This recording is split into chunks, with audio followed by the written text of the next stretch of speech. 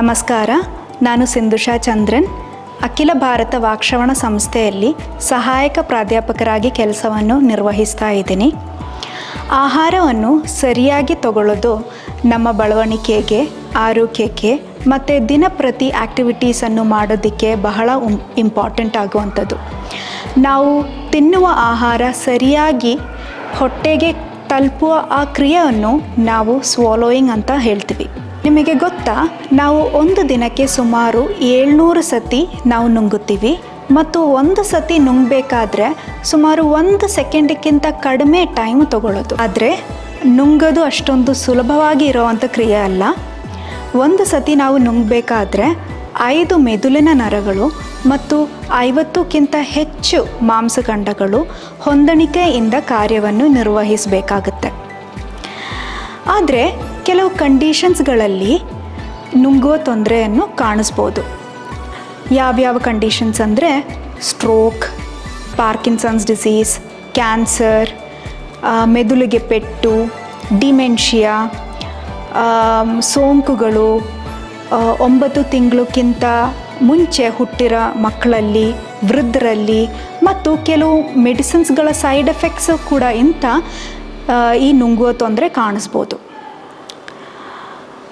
ಈ ನುಂಗುವ ತೊಂದರೆ ಇದ್ದರೆ ಹಲವಾರು ಅಡ್ಡ ಪರಿಣಾಮಗಳು ಉಂಟಾಗ್ಬೋದು.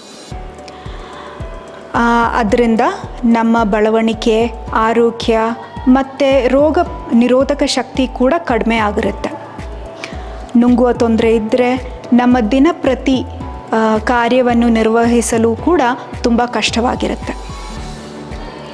ಅದರಿಂದ ಈ ನುಂಗುವ ತೊಂದರೆ ಆದಷ್ಟು ಬೇಗ ನಾವು ಅದನ್ನು ಐಡೆಂಟಿಫೈ ಮಾಡಬೇಕಾಗುತ್ತೆ. ನುಂಗುವ ತೊಂದರೆಯನ್ನು ಐಡೆಂಟಿಫೈ ಮಾಡೋದಕ್ಕೆ ಕೆಲವು ಗುಣಲಕ್ಷಣಗಳು ಏನೇನು ಅಂತ ನೋಡೋಣ. ನಾವು ಊಟ ಮಾಡುವಾಗ ಬಾಯಿಂದ ಊಟ ಸೋರೋದು, ಬಾಯಿ ತುಂಬ ಡ್ರೈ ಆಗಿರೋ ಥರ ಅನಿಸೋದು, ಕಚ್ಚೋದಕ್ಕೆ ಅಥವಾ ಅಗಿಯೋದಕ್ಕೆ ಕಷ್ಟ ಅಂತ ಅನಿಸೋದು, ಅಗಿದ ಆಹಾರ ನಾಲಿಗೆಯಿಂದ ಹಿಂಭಾಗಕ್ಕೆ ತಳ್ಳೋದಕ್ಕೆ ಕಷ್ಟ ಆಗೋದು, ಕೆಲವೊಮ್ಮೆ ಆಹಾರಗಳು ಮಾತ್ರ ತಿನ್ನೋದಕ್ಕೆ ಇಷ್ಟಪಡೋದು, ಕೆಲವೊಮ್ಮೆ ಆಹಾರ ಅವ್ರಿಗೆ ಅಗಿಯೋದಕ್ಕೆ ತುಂಬ ಕಷ್ಟ ಆಗುವಂಥದ್ದು,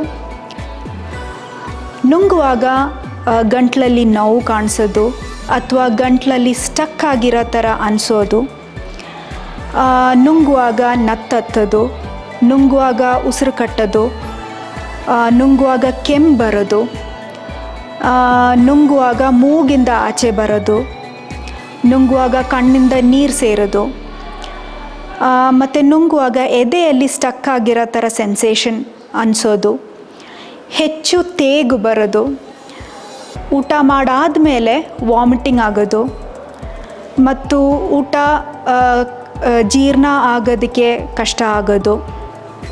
ಸಾಮಾನ್ಯವಾಗಿ ನುಂಗುವ ತೊಂದರೆ ಇದ್ದರೆ ಊಟ ಮಾಡೋದಕ್ಕೆ ತುಂಬ ಟೈಮ್ ತಗೊಳ್ಳುತ್ತಾರೆ.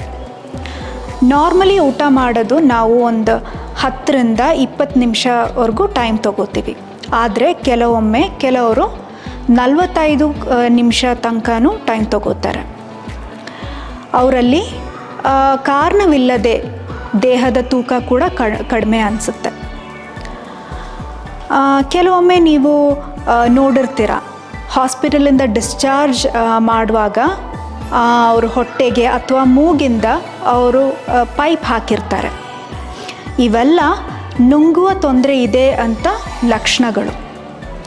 ನಮ್ಮ ಅಖಿಲ ಭಾರತ ವಾಕ್ಶ್ರವಣ ಸಂಸ್ಥೆಯಲ್ಲಿ ಸೆಂಟರ್ ಫಾರ್ ಸ್ವಾಲೋಯಿಂಗ್ ಡಿಸಾರ್ಡರ್ಸ್ ಅಥವಾ ನುಂಗುವ ತೊಂದರೆ ನ್ಯೂನತೆಯ ಕೇಂದ್ರದಲ್ಲಿ ಆಧುನಿಕ ಇನ್ಸ್ಟ್ರೂಮೆಂಟ್ಸ್ಗಳ ಉಪಯೋಗಿಸಿ ಡೀಟೇಲ್ ಆಗಿ ಟೆಸ್ಟಿಂಗ್ ಮಾಡಿಸಿ ಮತ್ತು ಎಕ್ಸ್ಪರ್ಟ್ ಪ್ರೊಫೆಷ್ನಲ್ಸ್ಗಳ ಒಂದು ತಂಡ ಇಲ್ಲಿ ಲಭ್ಯವಿದೆ.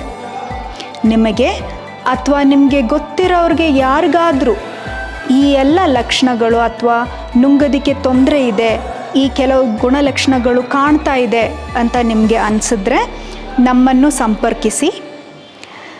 ಸೆಂಟರ್ ಫಾರ್ ಸ್ವಾಲೋಯಿಂಗ್ ಡಿಸಾರ್ಡರ್ಸ್, ಅಖಿಲ ಭಾರತ ವಾಕ್ಶ್ರವಣ ಸಂಸ್ಥೆ, Naimisham campus, Mysuru. Thank you. ನಮಸ್ಕಾರ.